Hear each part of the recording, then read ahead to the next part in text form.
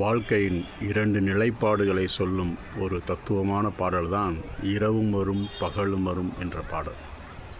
ஆலங்குடி சோமு அவர்கள் இயற்றிய அந்த பாடலில் இரண்டு விதமான பரிணாமங்களை பல நிலைகளில் அவர் சொல்லியிருப்பார்.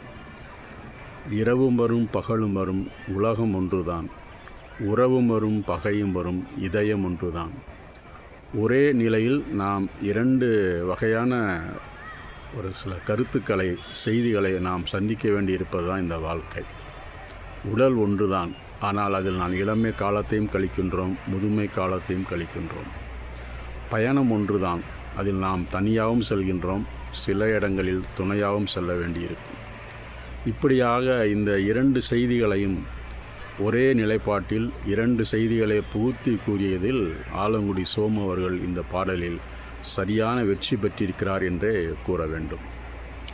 இரவும் பகலும் என்ற திரைப்படத்தில் 1965ஆம் ஆண்டு வெளிவந்தது.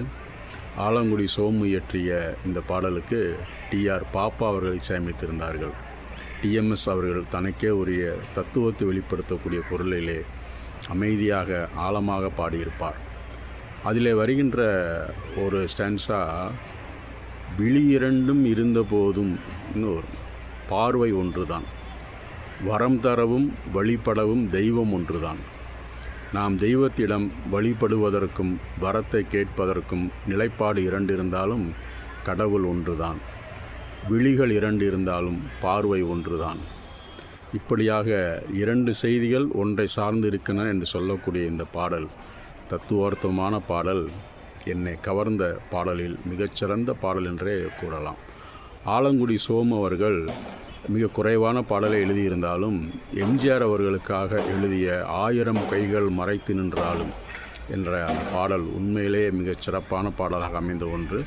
ஆலங்குடி சோமு இன்றும் நாம் போற்றப்பட வேண்டிய ஒரு கவிஞராவார்.